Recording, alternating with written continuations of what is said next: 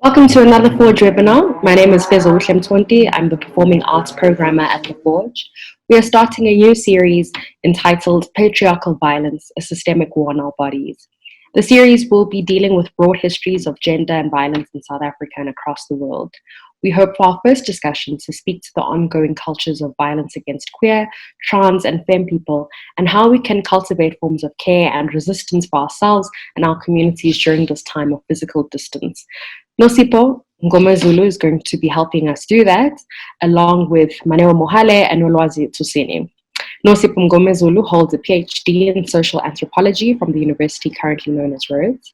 She's interested in contemporary youth identification practices in South Africa and Mauritius. Her research is focused on three interrelated areas. The first is how young people imagine the postcolonial nation. Secondly, intimacy and categorical identification. And thirdly, anticolonial ethnographic practices and pedagogies. Alongside her work as an anthropologist and lecturer, Nosipho is a mentor, podcaster, and community engagement facilitator. Nosipho is also a Mandela Rhodes Scholar, a visiting fellow at MICA, Ahmedabad in India, and for 3 years she taught an introduction to critical race theory at the Stanford Bing Overseas Studies program in Cape Town. Nosipho has worked as a lecturer at the University of Cape Town and is currently a lecturer at the University of Witwatersrand. Between 2006 and 2015, Nosipho has worked with community-based organizations to conceptualize many community engagement programs in Makhanda, including chairing and coordinating the citywide annual event Trading Live for Mandela Week. In 2019, Nosipho co-founded a podcast network, Off the Record, which is a network of independently produced and published South African podcasts. She co-hosts 2 podcasts, The Academic Citizen and Is This Thing On? And her new podcast project, Slow Learner, is launching later this year. Then we have Maneo Mohale, who is a South African editor, feminist writer, and poet. Their work has appeared in various local and international publications, including Jalada, Proof Rock, The Beautiful Project, The Mail and Guardian, Spectrum ZA, and others. They've served as a contributing editor for the New York Times and ID, among others. And they were the Bitch Media's first Global Feminism Writing Fellow in their inaugural 2016 class, where they wrote on race, media, sexuality, and survivorship. In 2017, they were managing editor of Platform Media, where they also served as acting arts editor for the Mail and Guardian for 4 editions of M&G Friday, and later moved on to be a senior media coordinator for arts and culture at Collective Media. They have been longlisted twice for the Salt Blakely European Union Poetry Anthology Award, and their debut collection of poetry, Everything is a Deathly Flower, was published with Uhlanga Press in September 2019. Finally, we have Olwazi Tusini, who is a writer, speaker, and sought-after social commentator and thought leader. She has appeared on platforms such as ENCA 702, Power 987, and The Big Debate, contributing to conversations on politics and current affairs, as well as gender, race, and identity politics. She has also written on these issues for publications such as City Press and EWN as a guest columnist, and has hosted numerous talk shows on 702 and Power 987 as a stand-in presenter and anchor. In addition to this, Olwazi is a highly skilled at facilitating discussion panels and curating events and conversations on those issues. She counts UN Women, the German Development Cooperation, SABS's No Excuse GBV campaign, the Apartheid Museum, SA Book Fair, Abantu Book Festival, Kingsmead Book Fair, and the Live Mag Youth Debates, amongst some of the clients she has successfully hosted sessions for. She has also worked with UNICEF to plan, MC, and facilitate the launch of their Children and AIDS report in 2018. Furthermore, Olwazi emceed and moderated the Mail and Guardian's Critical Thinking Forum in partnership with JIZ and UN Women to launch the Gender Links Research Report on gender representation in the media. She then went to MC and moderate UN Women's Step It Up for Gender Equality in South Africa media conference. Olwazi is also an award-winning news and current affairs executive producer and program editor with almost a decade of experience crafting radio and TV shows that have covered a wide spectrum of not just the South African story, but the biggest global stories as well, working with the best talk radio and current affairs hosts that the country has to offer. Nolwazi is a Ruth First Fellow awarded with the fellowship in 2016 by Wits University for her research on first generation of Black students to enter multiracial schools in South Africa. In addition to this, Nolwazi is a poet who has performed on the Out There Poetry Session stage at the Orbit Jazz Club, Word and Sound Poetry Festival, and Current State of Poetry stages. So the COVID pandemic has deepened pre-existing inequalities for those living in poverty, with a disproportionate effect on women, lesbian, gay, bisexual, transgender, intersex, and queer people, displaced and homeless people, and those with disabilities, among other marginalized groups. This is especially difficult in a context where it is difficult to regularly convene and organize. Physical closeness is valuable for more than just movement success. It is powerful for healing and fostering a politics of trust, empathy, love, and care. So in relation to that, how do we center queer life and resistance in this moment? And further to that, how should we think about building intimacy and solidarity across social and economic fissures when our very own bodies are potential vectors for disease? I'm going to start this conversation with Dr. Nosipho Mngomezulu and kind of your reflections on this. Cool. Nyabonga, thank you for inviting me to be part of this conversation today.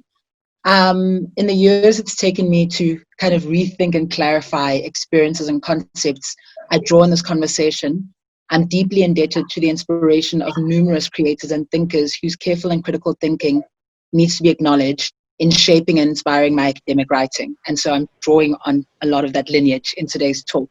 But I think it's important to just kind of foreground a few of the people that I draw quite heavily on for today's thinking.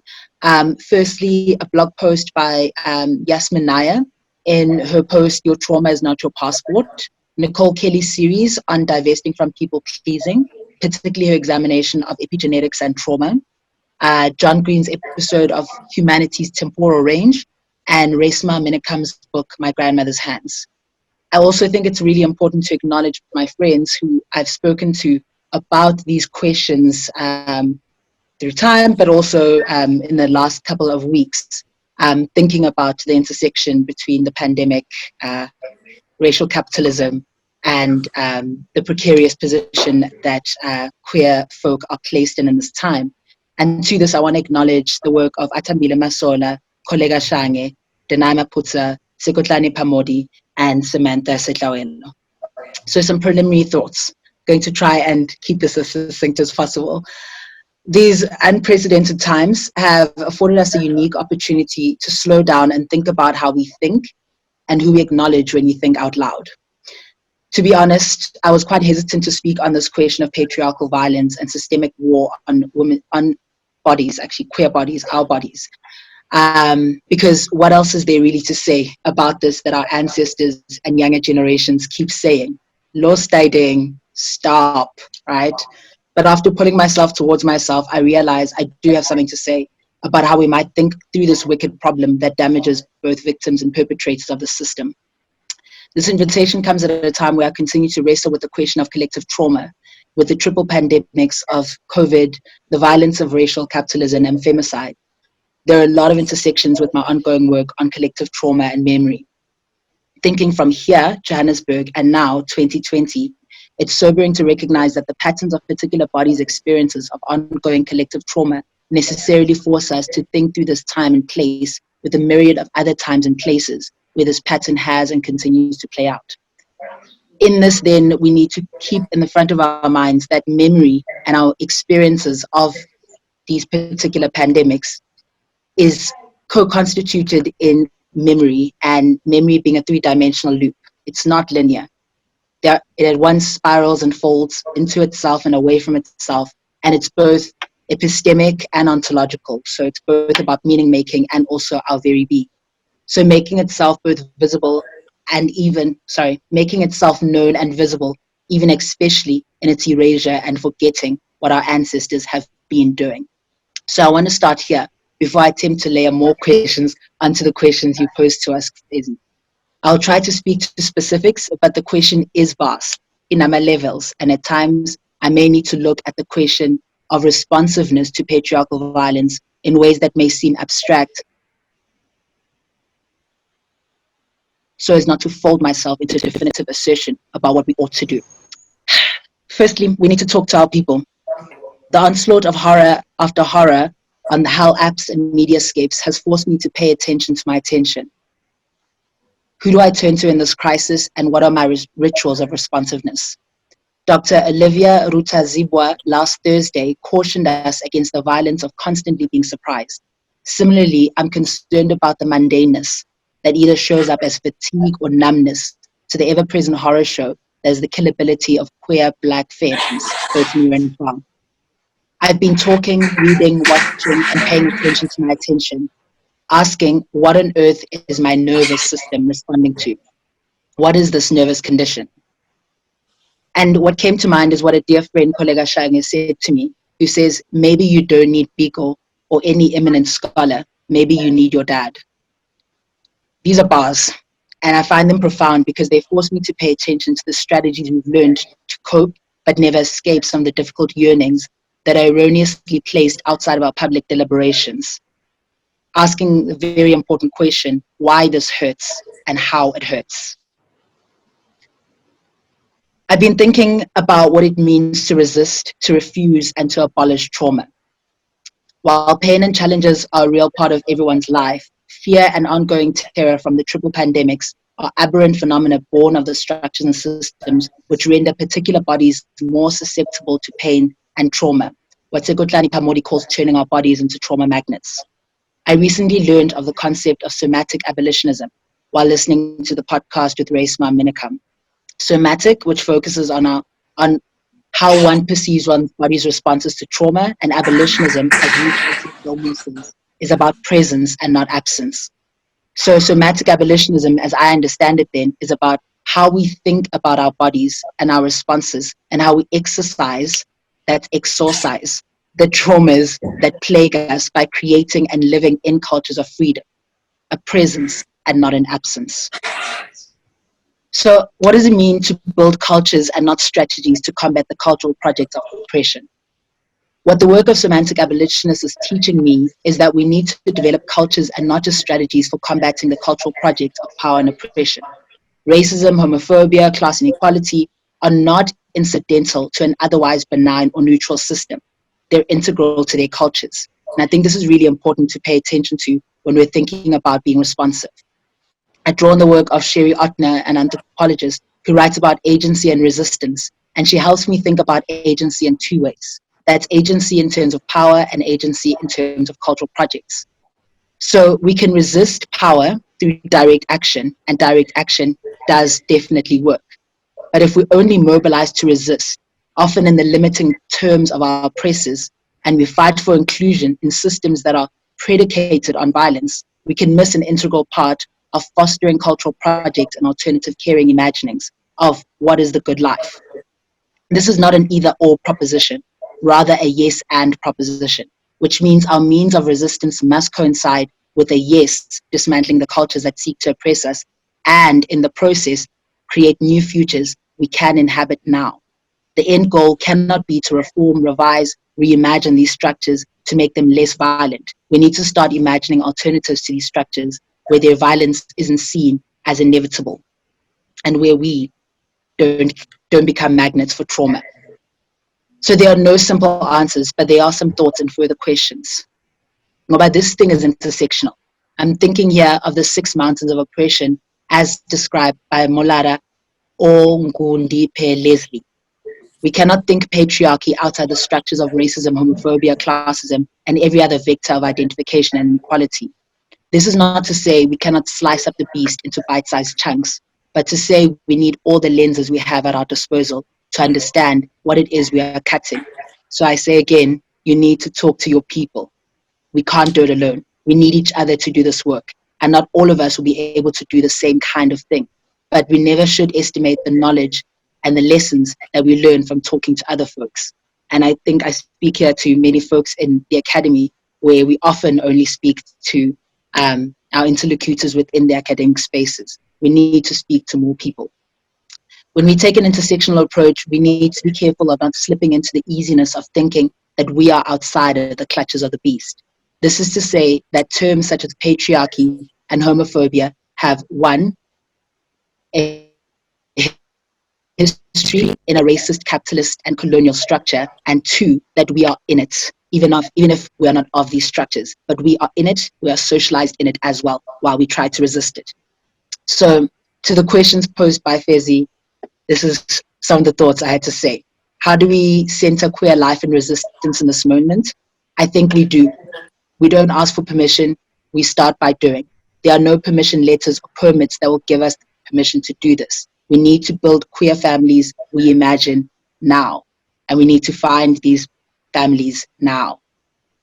So how do we build this intimacy and solidarity across social and economic fissures when our bodies are potential vectors for disease? Our bodies are always vectors for disease, right? COVID-19 is a novel kick in the ongoing ass kickery. I was privileged to attend the most deliberate cultivation of queer love and Black joy via Zoom this weekend.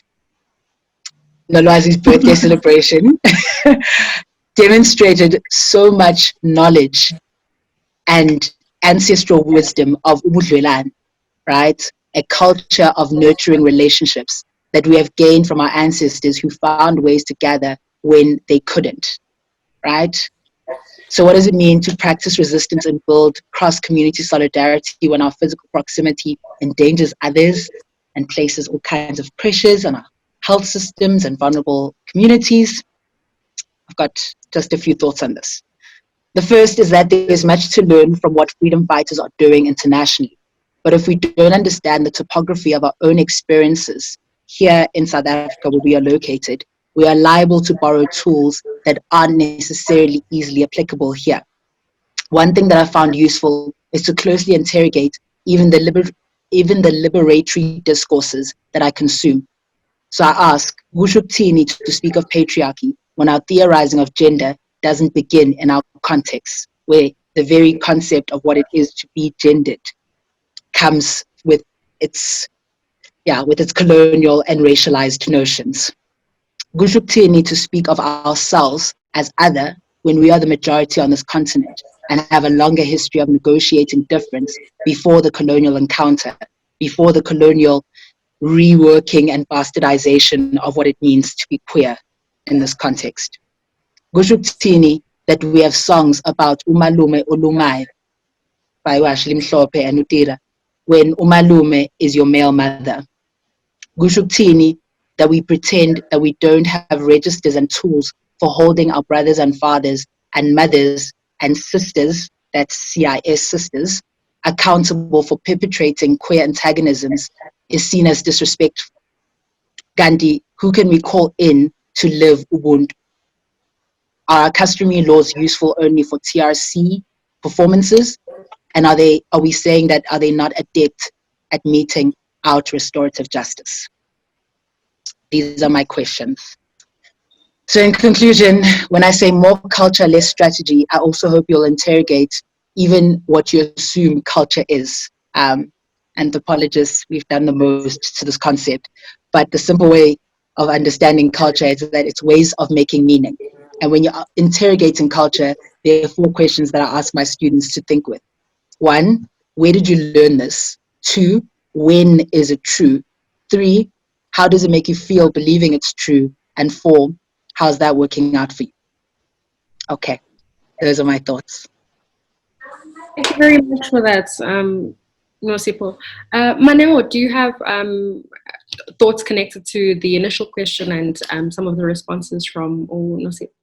Yeah, I'm like also digesting that entire like meal that was just served to us, because it was delicious and it was challenging and it was meaty and there's so much there. But I think what I have like little bits and pieces about this, but like what is standing out to me is why this hurts and how this hurts, and in thinking about flying around on the internet right now that there's these conversations about abolition, and we're starting to have a kind of mainstream carceral conversation about what it is to be invested into a system that is invested in the punitive.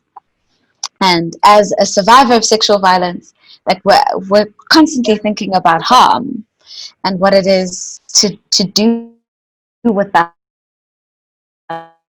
in thinking about Noisy and how Noisy spoke about and started with this title, Your Trauma is Not a Passport. I think that is like a starting point um, for thinking in that if we are locked inside of conceptions of trauma and locked inside trauma insofar as it becomes and fuses and melds with a kind of identity, that we won't be able to move out of this moment. And I think that that's what the Black Girl Magic, Black feminist movement showed us, that we grew out of, that we can't bond with trauma. We can't form the kind of bonds that will move us out of a particular moment, especially the moment that is facing us now.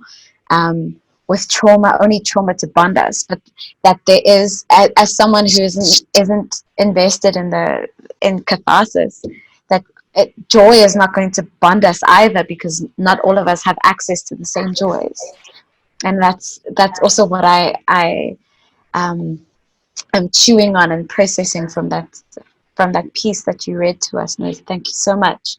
In that it crystallizes the moment that we have ahead of us, that for some of us the pandemic is a portal, like Arundhati Roy wrote right at the beginning of this, but for some of us the pandemic is just a continuation of an ongoing hangover that is only worsened, that is only exposed, that is only further excavated and brought to light by the material conditions that are facing us now. And I think that what I'm deeply invested in right now is not even building community, because at the moment, how do we build community? It's speaking as myself. Like, it's very different. How I connect to people is like, come into my home and I'll cook for you. Like, if you are someone that's been here, that has eaten my food, you know that I love you and that I care about you and I care about your well-being. And how is it that we relate to each other when our practices of community building are challenged? And the virtualness of relationship building is very difficult for me to access at the moment. So I'm just I'm reaching deeply into my relationships that I've been forming, my chosen families that have been there for me, that have showed up for me, that are continually showing up for me.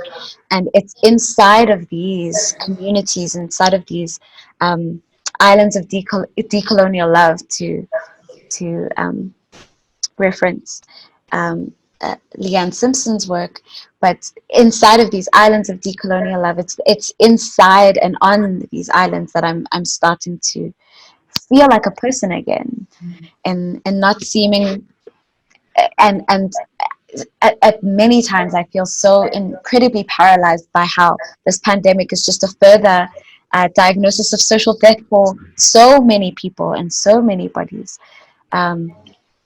Without falling into categorizing us as bodies and bodies alone, but so many, to link to the somatic, like Noisy was started and grounded us so deeply in that it is corporal, it is deeply somatic, that this pandemic is imagined and understood and metabolized and spread.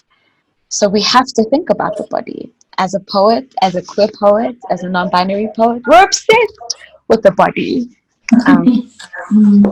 So much so that it's become like a cute meme and like a stereotype. But I think there's deep wisdom inside of us thinking somatically, for us thinking corporately.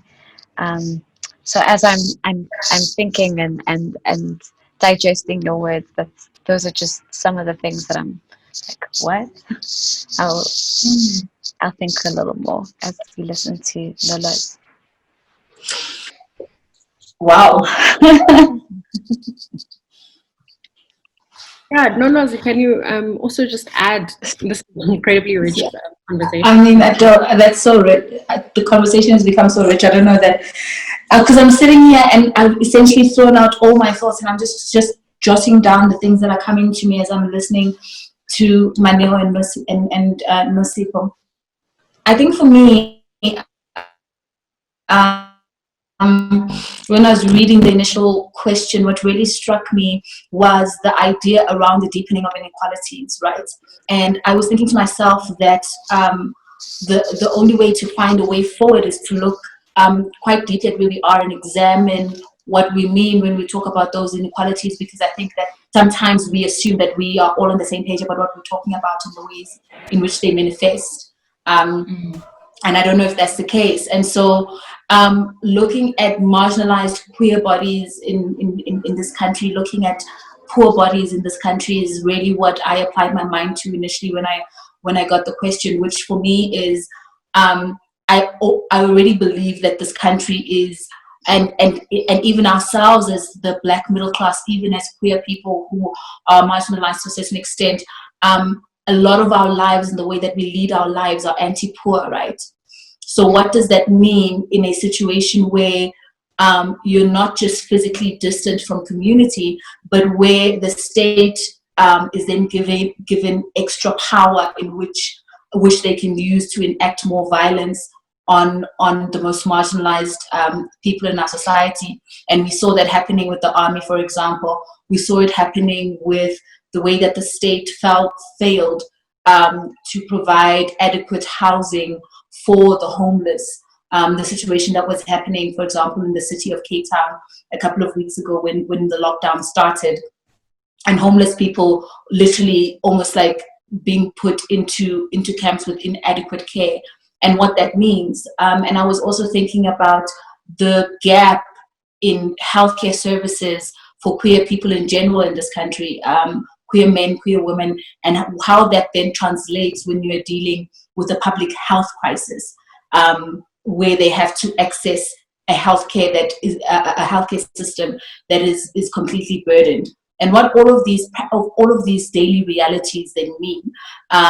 I was thinking of the effect that this would have, for example, on sex workers and the inability to make money during this time. So what do all these realities that queer bodies and Black bodies and poor bodies in particular in this country experience on a day-to-day basis mean when you then lock down the country and you further exacerbate those inequalities and those practicalities? And what I find interesting now is that so that's what I was thinking about, and that's what I prepared to really talk about the just outlining the various ways in which the inequalities have deepened and sharing some ideas in which I think we can bridge the gap. But now, after listening to Maneo and Nosipho, and just I really got stuck on the idea of why it hurts and how it hurts, because I do think that the idea of the trauma that exists within the queer community, within the Black community, pre-COVID-19 is important in the ways in which we are going to then manage living in a pandemic, because as I've said earlier, this pandemic is going to exacerbate part of the reasons and causes of our trauma, which is a lot of state violence, which is the patriarchal violence that we're discussing today. And so I was wondering, if we think about why and how it hurts, and the collective trauma that exists in this country because of our history, because of where we are right now, how we can then begin to bridge a gap in the kinds of policies that we want to think around and demand as a matter of urgency from our government, from the leaders in this country, right? And I was thinking, for example, if we look at the conversation that happened around the grant, the 350 grant that was 350 rand that was given as an extra a grant to for children, and also the unemployment grant, what it means to have a debate on social media and in the country about whether or not you deserve 150 rand in order to be able to survive, and what messaging that gives you about whether or not your body matters and whether or not your humanity matters, and the messages that says to you. So when I was thinking about that, I was just like, I think that it becomes important for us as to begin agitating in the spaces where we have access around these practical things that we can contribute to as it relates to the policies in this country. I think that we need to be very careful about the way, so part of bridging the gap has to be very careful about the way in which we participate in certain conversations that are happening in the country and in our social spaces, not just the private spaces, but the public social spaces, and take up the kind of space and role where we are actively ensuring that those conversations are going in a certain direction, because it's very, very important.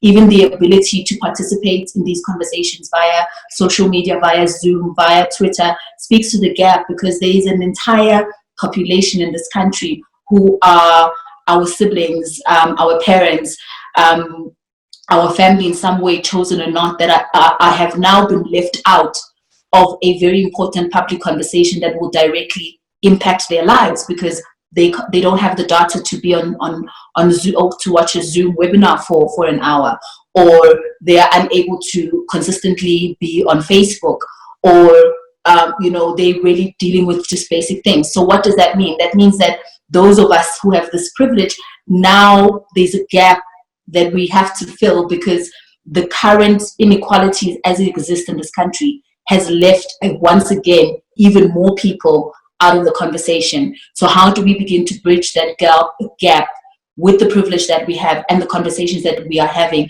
and the ways in which we choose to have those conversations about the simple practicalities of living in a pandemic that has taken over the world? So, and make sure that those conversations as well don't become a pontification just in social spaces, but really translate to policy ideas and policy actions of the organizations that we have access to and that are around us. And so that's just what I've been thinking about initially. And just in terms of, Manewa said something interesting about not even being able to think about building community right now, because of the situation that we're in. And I found that quite interesting, because I have been personally very obsessed with the idea of how it is to build community during this time, because I'm almost afraid that the gap will become too big. I don't know if I'm making sense, between us as a community. So for example, with my event, the Queer Cookout, part of what that event exists for is to be a safe space for Black queer women. And what does that mean now when we can't congregate? Do we take it to Zoom? But then that becomes that brings other problems, because there are going to be people who would have been able to attend the cookout, for example, and be part of that community, who cannot do so via Zoom. So what are the ways in which we can meet? And I don't know if it's even silly, but I was wondering if we can still be in the same space, but find ways to put that physical distance that is still going to keep us safe, right? And that's what I'm really obsessed about how it is that we can congregate and gather outside of things like Zoom that leave large parts of our community out of the loop and out of the celebration and out of the community, and trying to not even be radical about that, just simple situations like organizing a joint shop or a joint walk amongst queer people, where you walk around a certain neighborhood, wherever it is, a thing that is allowed under the law, but that still allows you some space for community in a physical sense. I don't know if I'm making sense. Making a lot of Yes. sense. Nosy, do you have something to respond to? Yeah, I mean, sure. They're just like so many gorgeous things that are emerging both from Manewa and Nolwazi that I just want to pick up on. I'll start with what Nolwazi ended with, which I think is a very important reminder about paying attention to these intersections. Like, you know, it can be very easy to be like, I'm marginalized in XYZ sense, therefore I don't need to pay attention to other spheres of access where I can actually agitate. So I thought that was such an important provocation. And, you know, I think it's Dr. Nomalanga Mkhize who speaks about the importance of us needing to actually go back and ask, right? And I think this is something that I've also learned working with community-based organizations is Yes. kahle kahle asazi. And it would be hubris for us to say, oh, I know here in Parktown, I know what's best for you when you live literally, you know, 3 neighborhoods away from me. And I don't quite have grasp on the particularities of your challenges. And to kind of go, oh, let's do a WhatsApp video call, because that might not be contextually relevant and it might not be appropriate. Like, we know there are ways, like just because we are here convening via Zoom doesn't mean there aren't ways that people are finding to convene. Like, community radio stations are one of the most powerful ways of delivering information and facilitating communication, right? There are many ways that people find ways of passing information. Like, guys, we have a history in this country of being under not just states of pandemic emergency, but where shots are being fired, where people were being disappeared, and people still found ways to mobilize and agitate. And I think that kind of ancestral wisdom is what I'm speaking to when I'm saying let's actually go ask, right? Let's go find out, because in Mhlampe we don't know, and not even Mhlampe, we don't know. And so there is, and in that asking, we start to have conversations that we otherwise wouldn't have, right?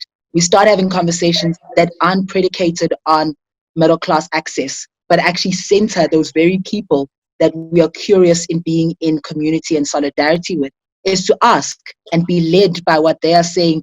This is what works. This is what I need. This is how I want you to use your access to agitate with me, not for me, but with me. And I love that you brought the reminder of it's really key for us to have wider conversations and and to actually ensure that, like, our connections, you know, what Maneo was speaking about in terms of her own practice of showing love by cooking and convening with people, there's a thickness in particular kinds of connection that we cannot simply right-click synonym with Abo Zoom and WhatsApp. But those thick relationships have been able to be formed and sustained in periods of serious strife. And Abadala know. And we have archival knowledge. We've got family photographs. We've got letters. We've got such deep wisdom that this is where I kind of get anxious about. Let's learn from our brothers and sisters in the global north and all around the world who are mobilizing and agitating in this time. But even in Makaya, even in our communities, even in our apartment buildings, there are some people who know. And it doesn't mean you must now break social distancing and demand, educate me. But there's probably one person who comes to your mind. Actually, let me ask Auntie Banbani how she did it. How did you do it? Because I don't know how to do it. And I think there's just like such a great impetus for us to lean into some of those networks and build together and build with, not for, but build with. For sure. I'm gonna jump immediately on that because I'm gonna forget. Because it's hot now. It's hot. We're going. But I think I want to jump, especially on the two things that Nosipho, in response to Nolazi, is saying, because now we're kind of building off each other. But Gahle Gahle Asazi is a tenet to live by. Yes. And I think that especially in Black middle class and Black upper middle class, those of us who have access to economic privilege, that there is a kind of paternalism. And since this conversation is about patriarchal violence, I want to draw that that connection between those two things of ascribing aid to working class and poor Black South Africans in a way that troubles me greatly, in which, because now it draws back to the beginning of Nosipho's kind of questioning and skepticism towards global north ways of organizing, but in saying that there is this current of deeply paternalistic ideas about what it is that organizing people should do for the poor, as if the poor aren't organizing alone. And in Nosipho saying ancestral wisdom is deeply important, ancestral wisdom is present wisdom, because those two things are transmuted constantly.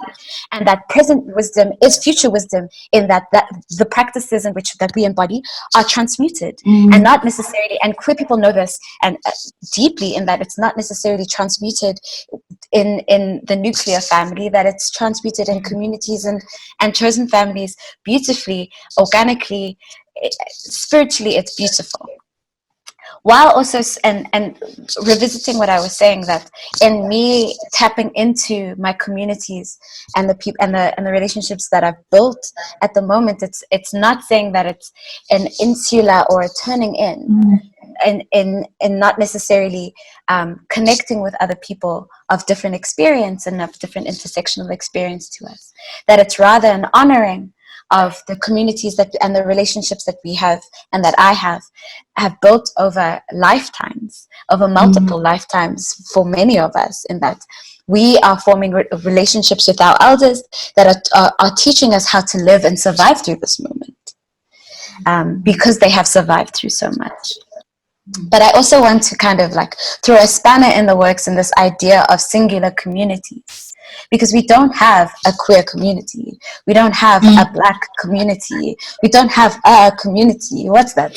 Like, what is that? Like, I don't know what that is. Maybe it's alone. I don't know what it is to belong to a queer community, in that there is that there's beauty and there's deep pain in that knowledge that there isn't a singular community. But what I'm fascinated by increasingly is how this pandemic has ossified around the idea of nationality, because borders are closing, right? So it's South Africans, we can't travel out, no one can travel in, even inside of our borders. The tiny country to which my people belong, Lesotho, is also deeply ossified in trying to protect their people. But as the work of so many people and theorists and activists that are working with migrant communities, that movement, no matter what happens to the border, always happens. The border is porous no matter what you do to it. And so what does that do to our idea of what a community is? So when we ossify a community, even around queerness, what does that, like, how is that border left porous? And what is our responsibility to keep that border porous? Like, it's very important for borders not to ossify. I'm feeling spicy, but it's no, and I wanna throw some more spice on your spice. Let's go. That question I asked when I said Gushuktini, when we have songs about Omaluma Balumai, was a reminder that the word Malume means male mother. So there is always and already a queering in what we presuppose is heteronormative, is closed, right? Because we are inheriting discourses and ways of interpreting even the very idea of what the family and community are from places that were never interested in our well-being. So if you just take that singular malume and you ask yourself, what does it do to you when you remember that umalume is male mother?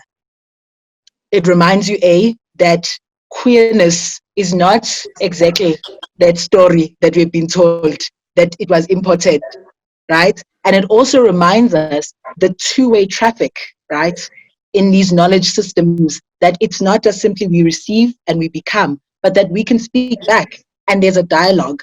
And so I think that is like such a key thing that is hard to keep in mind when we are here, reactive. And I don't know, Uma was always telling me because I get eager. And I think there's something about this moment of slowing down and going, let me ask again, what have I taken for granted? What did I always assume was static? What, like, if you asked us 5 months ago that we'd be in our houses, doing Zoom webinars, working out, we would have been like, not me, right? And yet we have found strategies to maneuver around this.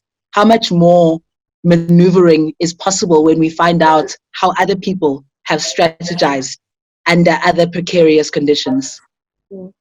Sure, and I maybe just ask for, is not on our side, but like personal reflections on what care has looked like for you in your own personal lives and within the folks that you're speaking to consistently at this moment.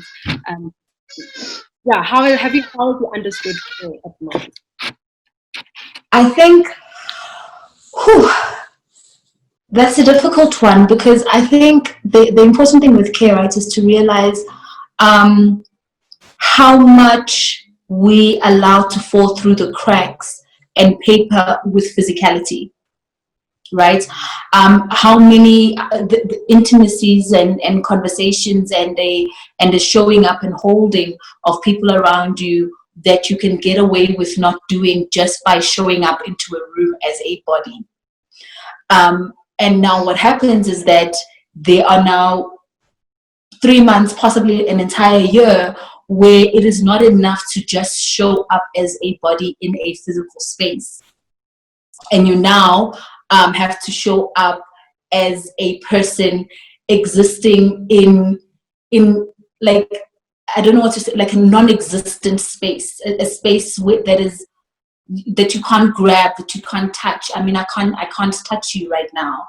And what that requires of us then, I think the most important thing for me is in communication, because there's so many things that we lose in this gap in the way that we would normally speak to each other. There is a comment or a thing that I might say to you that I can quickly fix by holding your hand, for example, immediately after I've said that hurtful thing that I would be able to fix with maybe holding your hand, that I cannot do now because I don't have that physical access to you. And so for me personally, that's what care has looked like. It has looked like reimagining my communication and communicating very much from a place of reassurance all the time. It has been very important to me that everyone that I communicate with, I reassure first of my presence in that moment, of my presence in that in that conversation and in that space. Whereas I think that sometimes a lot of our interaction with human beings is about having our lives witnessed, right? You want someone to witness your life, someone to witness your existence, and someone to say that it matters. And then you do the same for them in return. So it's almost like it's almost very performative, very daddy, I'm twirling every time you're around people, because you're trying to be seen, you want to be seen. Now it cannot, so that's the biggest thing for me in terms of care. I can no longer interact with people in order for me to see, for them to see me, where I need to now foreground seeing them, reassuring them, because my physicalness and my occupying of the space, which normally was the proxy for that, the fact that I've shown up at the birthday party, the fact that I've shown up at the office, or shown up at the performance, is proxy for, I see you, you matter, that's why I'm now spending time doing this. I no longer have that proxy. And so it becomes so important for me in terms of care and just communicating with the human beings around me, be it professional, be it personal, to begin from a place of I see you, and I want to reassure you in the way that I communicate with you that I am here fully, heart open, mind open, and present in the space, even though physically I'm in this intangible space that you are unable to access.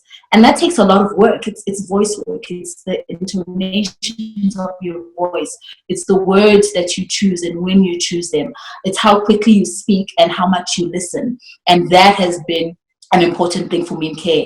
Just listening a little bit more, being conscious of the way that I communicate and speak to people, changing the words that I would use, the language that I would use, the comfort that I know that certain people take, for example, in their mother tongues and in their languages, becomes important.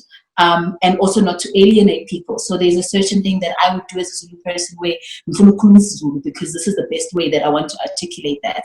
But sometimes now I have to let that go and leave myself vulnerable without that tool, because I know that it will alienate the person who's not in the space with me. And that is what care has meant for me, just in terms of personal reflections, that I just think we need to be, we are forced rather to be kinder to one another and to operate from a place of I see you, as opposed to you must see and witness me. Sure, Manuel, your reflections on this? Sure. I think care has mutated in so many different ways during this time, that it's been both a teacher and a deeply like anxious exercise as someone who's also like firstly gendered to care for someone, like to be the carer, to be someone who takes care, to be the person who provides support and comfort, and all of these things. That I think that a large commitment during this time has been to give myself space and to have the people in my life give me space to kind of unhook from gendered expectations of being the person to comfort. That I didn't, even though that I pride myself on quite like equitable relationships in which power and care kind of move through a really beautiful sort of like degendered space, that there's still ways in which there's that hangover that like comes over, in which the femmes come to the front whenever anybody is like in need. And it's taken care of, yeah. You know, so I think that is a very large part of how I've made space and also demanded people in my life to make space for me, to care for me, and to understand care in a space that is unhooked from gender norms, which is like sounds very intellectual, but actually looks a lot like who's going to do your dishes tonight. You know? Yeah, like it looks like that. I'm also thinking in a larger sort of like thing that is connected to a matrix. Like mutual aid has been so beautiful for me to be inside of and to witness, and to see how our power and agency and care and support and love, and compassion and forgiveness have been communicated throughout those networks, where, you know, it can be something as small as guys, I need like 20 rand just to buy this thing on Uber Eats, to GoFundMe's for trans women that need a little bit more in their gender transition funds, that to even larger sort of builder buddies and GoFundMe's, and in that digital space in which money has been a tool or an instrument of care, of demonstrating care. And it's been beautiful to kind of receive and to give out in networks of mutual care and mutual aid that have been really important for me. And then in another sense that I'm more interested in now, that care can also be connected to kind of withholding, like not just giving and giving and giving. I think that it connected to my first sort of point about feminist and the expectation of care, that it can be deeply caring to be like no, to say no, to withhold, to hold back, and to know when is appropriate and when is restorative and deeply connected to a larger project. So I'm ever a student of care as an antidote to violence. Yeah. I think I really like the way that you phrase that as care as an anecdote to violence. To violence, yeah. I think that's a very useful way to kind of think through the way that this conversation has been going as well. Your final reflections, Nosipho? Sure. This has been so nourishing. So this was caring. I'm really glad I said yes to have this conversation with you guys, because that's also been restorative. This moment has really forced me to settle in my body. I tend to settle in my mind and in my head and go into analysis mode to try and control. And this moment has really forced me to settle into my nervous system and pay attention to where are things happening? How am I feeling them? How am I processing them? You know, like Nolwazi was saying, it's quite easy when you've got physical proximity to hold someone's hand, or to even displace some of that work onto someone else. It's like, you'll make me laugh. You'll help me Yes. not feel Yes. this deep grief that we're in. You'll be in charge of, you know, all of these other things that, yes, we definitely benefit from doing in community with others. But for me, this moment has taught me to really, really care for myself and care for the nervous conditions that I've often, displaced onto other people, and also have just not had time, because the way capitalism is set up is that I'll sit at my desk and not have drunk a glass of water, not because I'm not thirsty, but because, we live here. And so things like noticing I'm thirsty, I need 8 hours of sleep, I need to speak to myself gently and self-soothe. Yes, this paper is due, but also it's okay to go to sleep. That's enough for today. Those are the ways that I've been thinking about care in a deeply somatic way, and dropping into my body, and and recognizing that I'm grieving, that this moment is saturated with grief, and to acknowledge the things that I'm grieving, and finding ways of soothing and responding from a place of of of deep care, as opposed to reacting with more violence to the violence, but recognizing that, as Maneo says, that care is the antidote. Can I just, I know we're out of time, but I just want to say something quickly about the grieving that Nosipho is talking about now. This moment is so wild, because the grieving, I think there's the collective grief of the things that we're losing to this pandemic, and just the grief for a loss of sense of security, right? Even as insecure as being queer and Black and woman in this country is, there's a sense of security that's even more, that's been taken away from us. So I've really been meditating on grief and grieving, especially because this time is a difficult time for me in my personal life. I lost my sister, and it's been a year, and it's my birthday time, and I've had to sit with the fact that the way that we run our lives normally allows for you to run away from grief, for you to avoid grief, for you to manage and control grief into these small manageable things. I'm not going to be crying now because I'm at the office, or whatever happens. And now you're in a space where you can't manage grief in the ways that you normally do. You can't, there's no person to go to for comfort. Like, you can't go to your friend and get a hug, something that's as simple as that. You can't avoid it because you're not supposed to be leaving your house.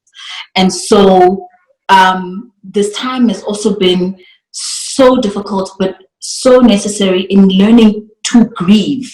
I think that we always talk about how I'm grieving, I'm in grief, but we never ever grieve. The Bible, I can't believe I'm quoting the Bible, but the Bible talks about, the beating of chests, and the pouring of ash over your body. And I don't know that the world doesn't create space for grief at all. Something big will happen in your life, something big and traumatic, and within a couple of days you will be expected and treated as though this thing didn't happen, and the world just continues and keeps going and keeps going. Be it a sexual assault, a loss of a loved one, whatever traumatic experience that we're going, and sometimes you just want the world to stop, and it doesn't. And now the world finally has stopped, right? But now it's stopped, and you are sitting with a backlog of decades of grief from patriarchal violence, from queer violence, from familial violence, from the violence that you enact onto your own body as a result of the messaging and being femme and being queer. And this has been backing up because the world has never stopped before for you to grieve. And now I think that's part of what's happening. We are being forced to not just talk about grieving and grief, but to actually grieve, to beat our chests, to put ash on our bodies. and to wail loudly, and give that pain space to exist and live so that we can properly let it go. Thank you. Thank you so much, Nolazi. That was a very, very important note to end on. I'd just like to say thank you very much to all three of you for participating in our conversation today. It ended up being a really wonderful mixture of just thoughts and ideas that are really nourishing and useful for this moment and moments moving forward. Thank you to everyone who's watching this conversation, and please like, comment, and subscribe on our YouTube page at The Forge. Thank you again for your time, and we look forward to having more conversations with all of you. Thank you.